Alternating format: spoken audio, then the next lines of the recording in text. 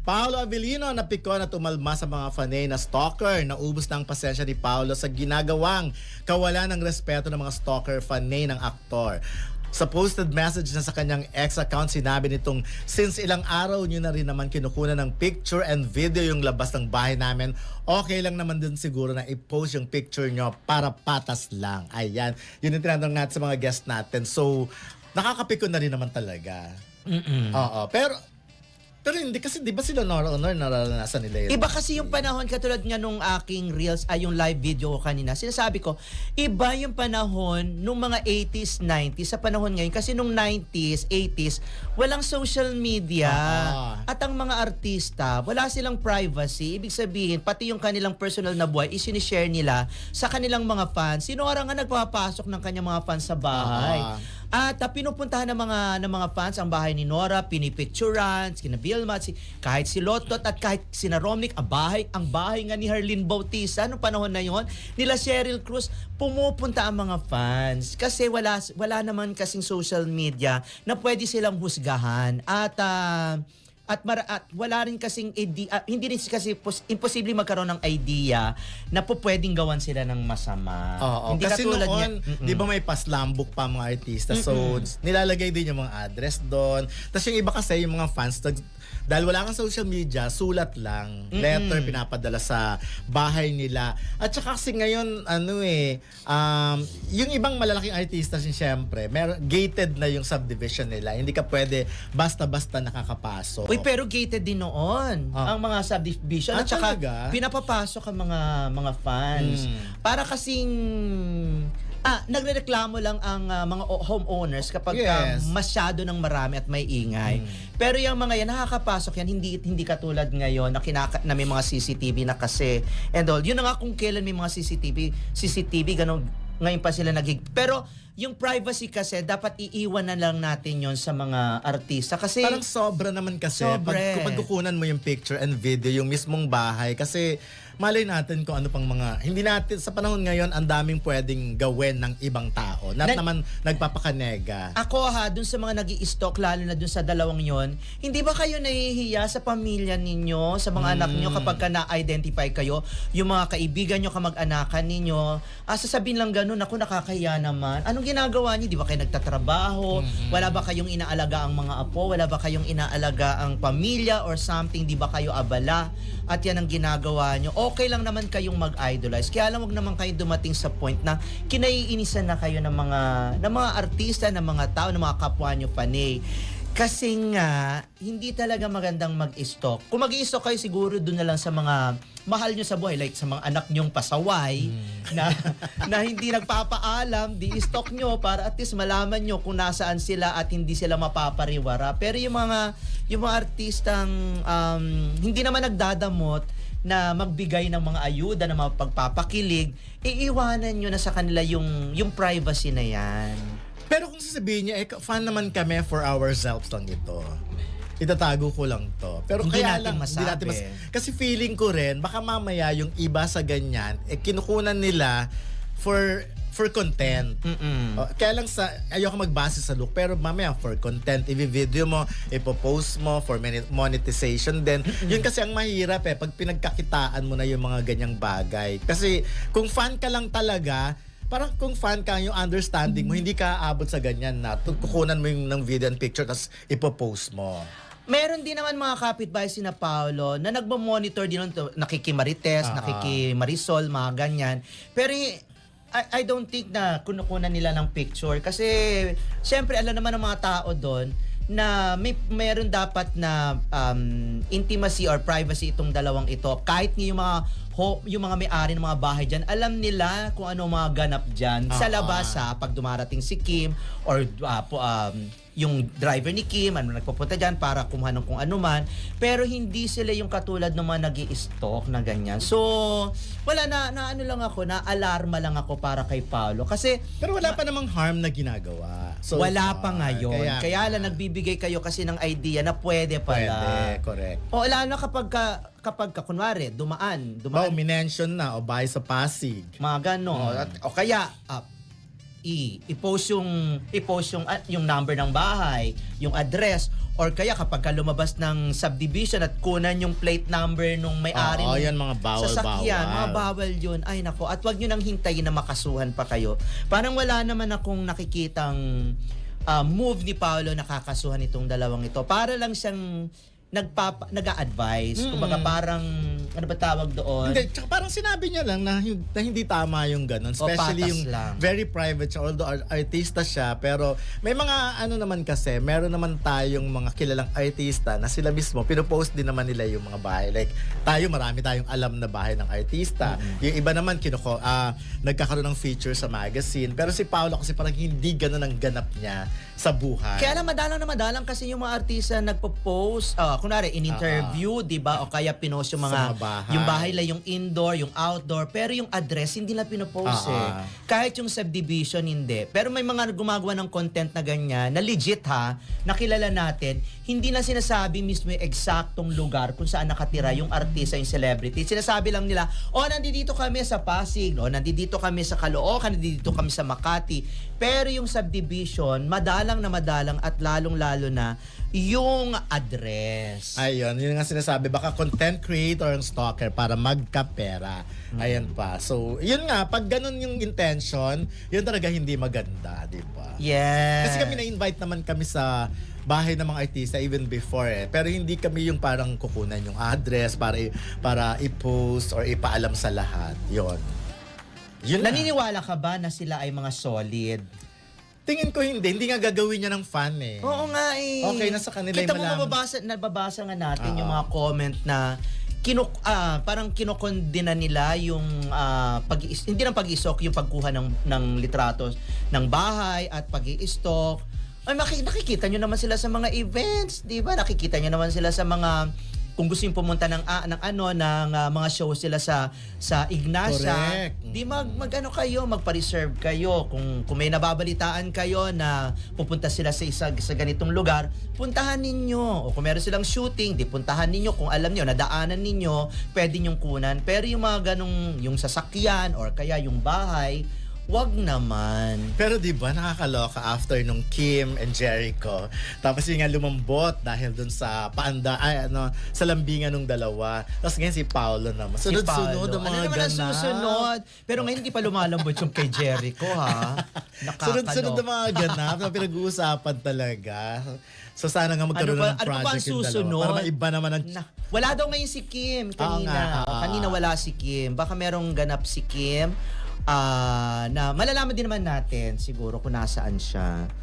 Yun. Kung may kumakalat na balita na pikon na at tumalma si Paolo Avellino sa mga fanay na stalker, mahalagang tignan ito ng maingat at hindi agad paniniwalaan lahat ng nakikita sa social media. Madalas kasi, ang mga ganitong linya ay napapalaki o now out of context. Narito ang mas balanseng pananaw. 1.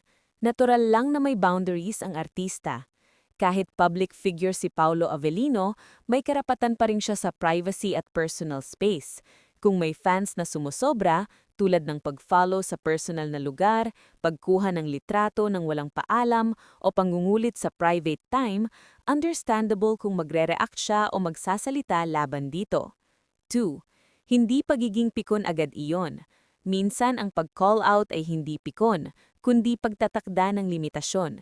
May pagkakaiba ang pagiging appreciative sa fans at ang pagtanggap ng invasive behavior. Healthy din na malinaw ang boundaries. 3. Responsibility din ng fandom culture.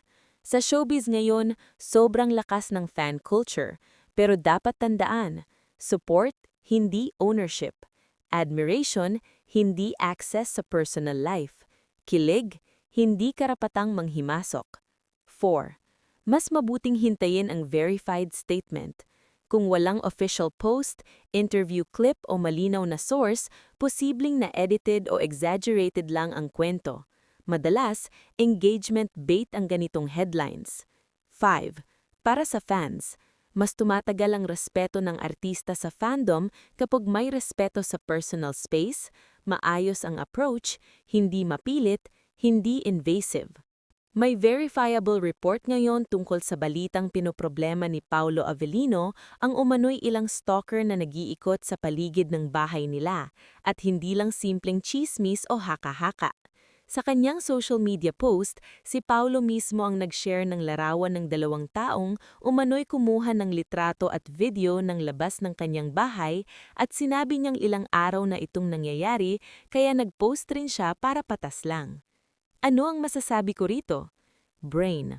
1. Proteksyon sa privacy at seguridad ay lehitimong alalahanin. Kung totoo na may mga taong tumatambay, kinukunan ng video o litrato ang tahanan niya o ng mga kasama niya, kahit kaeno paano, hindi iyon normal na fan behavior. Public figure man, may karapatan pa rin siyang magtakda ng limitasyon sa kung sino ang pwedeng mag-access sa kanyang privacy o personal space. Camera. 2. Ang pag-expose ng mga ito sa social media ay kontrobersyal. May mga netizens na nagsabi na tama siyang ipagtanggol ang sarili para sa seguridad niya at ng mga kasama niya, lalo pa kung meron talagang parabang stalker behavior. May iba namang nag-advocate na hindi dapat nagpapakalat ng larawan ng iba sa social media dahil ito rin ay privacy issue, lalo na kung hindi pa napapatunayan at hindi sikat ang mga taong iyon. Justice. 3. Importanteng balansehin ang respeto sa artista at respeto sa mga ordinaryong tao. Isang artista tulad ni Paulo Avellino ay may fans at supporters, pero hindi ibig sabihin na may karapatan ng sinuman na sundan o i-video ang bahay niya o ang pribadong lugar. Minsan may mga tao rin nagko-content nang hindi iniisip ang epekto nito sa mga taong pinapakita nila. Handshake. 4. Sa pangkalahatan, kung totoong may stalker behavior, normal na hindi komportable ang isang tao at gusto niyang protektahan ang sarili. Pero maraming fans din ang nako-comment na sana may respeto sa privacy ang lahat. Sa totoo lang, hindi nakakagulat na darating sa punto na may isang artista na magsasalita kapag pakiramdam niya ay nasosobrahan na ang ilang fans. Sa mundo ng showbiz, sanay tayo na sobrang lapit ng koneksyon ng artista at ng fandom. May kilig, may suporta, may loyalty. Pero may manipis na linya sa pagitan ng pagiging masugid na tagahanga at pagiging invasive. Kapag nalampasan ng linyang iyon, nagiging problema na ito, hindi lang para sa artista kundi pati sa kultura ng pagiging fan. Una, mahalagang tandaan na public figure si Paulo Avellino pero pribadong tao pa rin siya sa labas ng trabaho. Hindi porket napapanood siya sa TV, pelikula o events ay bukas na ang buong personal na buhay niya sa publiko. Ang bahay, pamilya, oras ng pahinga at personal na lakad ay hindi bahagi ng fan access. Kapag may mga taong nagmamatsyag sa paligid ng bahay, sumusunod sa personal na galaw o kumukuha ng litrato o video ng walang paalam, hindi na yun simpleng paghahanga. Posible na itong pumasok sa harassment o stalking behavior. Ikalawa, madalas maling nababamsagan na pikon ang artista kapag nagre-react. Pero kung titignan sa mas malalim na anggulo, ang pagre-react ay maaaring self-protection at boundary setting. Hindi lahat ng pagtutol ay pikon. May mga pagkakataon na kailangan talagang magsalita para maprotektahan ang sarili at ang mga taong nasa paligid niya. Kung tahimik lang ang artista, sasabihin ng iba okay lang. Kapag nagsalita, sasabihin pikon. Mahirap manalo sa ganitong sitwasyon, kaya mas makakabuting tignan ng konteksto kaysa tono lang. Ikatlo, ito rin ay salamin ng modern fan culture at social media behavior. Ngayon kasi, may mindset ang ilan na kapag nakita ko, pwede kong i-record o kapag sikat, pwede kong lapitan kahit saan. Nadagdagan pa ito ng content culture kung saan lahat gustong may ma-post. Pero hindi lahat ng pwedeng i-content ay tama. Hindi lahat ng nakikita ay dapat kunan. Hindi lahat ng sikat ay obligadong mag-entertain sa bawat sandali. Ika-4, may responsibilidad din ang fandom communities. Ang tunay na supportive na fandom ay marunong magpaalala ng respeto sa kapwa fans. Hindi dapat tinotolerate ang sobra o delikadong behavior. Sa katotohanan, mas tumataas ang respeto ng artista sa isang fandom kapag marunong itong mag-self-regulate at magtakda ng tamang asal. Ika-5, Importanteng iwasan din ang sobra-sobrang paghusga sa magkabilang panig. Kung may insidente man, mas mabuting hintayin ang kumpletong detalye at official statements. Ang social media ay mabilis magpalaki ng kwento. May edits, may kulang na konteksto, may emotional na caption at doon nabubuo ang maling impresyon. Ang paghanga ay maganda. Ang suporta ay mahalaga. Pero ang respeto sa personal space ay mas mahalaga. Isang artista ay pwedeng maging mabait, approachable, at grateful, at sabay na may malinaw na hangganan. Hindi iyon pagiging suplado o pikon, iyon ay pagiging tao. Sa totoo lang, hindi nakakagulat na darating sa punto na may isang artista na magsasalita kapag pakiramdam niya ay nasosobrahan na ang ilang fans. Sa mundo ng showbiz, sanay tayo na sobrang lapit ng koneksyon ng artista at ng fandom. May kilig, may suporta, may loyalty. Pero may manipis na linya sa pagitan ng pagiging masugid na tagahanga at pagiging invasive. Kapag nalampasan ng linyang iyon, nagiging problema na ito. Hindi lang para sa artista, kundi pati sa kultura ng pagiging fan. Una, mahalagang tandaan na public figure si Paolo Avellino pero pribadong tao pa rin siya sa labas ng trabaho.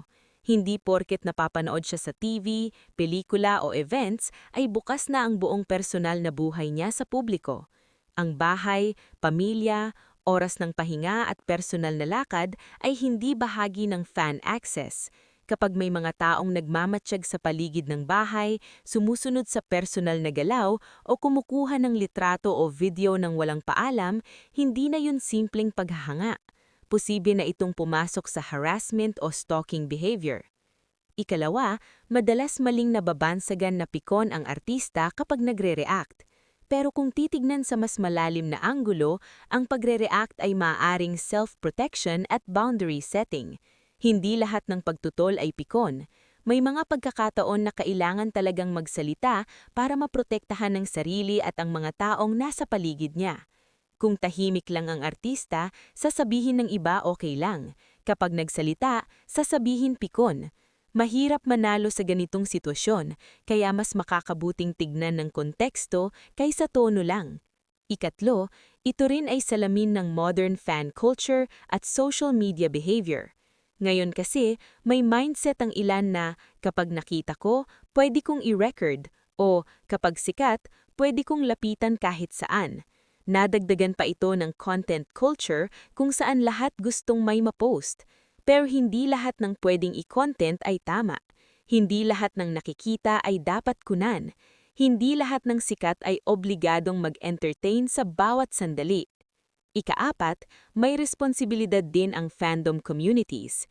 Ang tunay na supportive na fandom ay marunong magpaalala ng respeto sa kapwa fans. Hindi dapat tinotolerate ang sobra o delikadong behavior. Sa katotohanan, mas tumataas ang respeto ng artista sa isang fandom kapag marunong itong mag-self-regulate at magtakda ng tamang asal. Ikalima, importanteng iwasan din ang sobra-sobrang paghusga sa magkabilang panig. Kung may insidente man, mas mabuting hintayin ang kumpletong detalye at official statements. Ang social media ay mabilis magpalaki ng kwento. May edits, may kulang na konteksto, may emotional na caption at doon nabubuo ang maling impresyon. Ang paghanga ay maganda. Ang suporta ay mahalaga. Pero ang respeto sa personal space ay mas mahalaga. Isang artista ay pwedeng maging mabait, approachable at grateful, at sabay na may malinaw na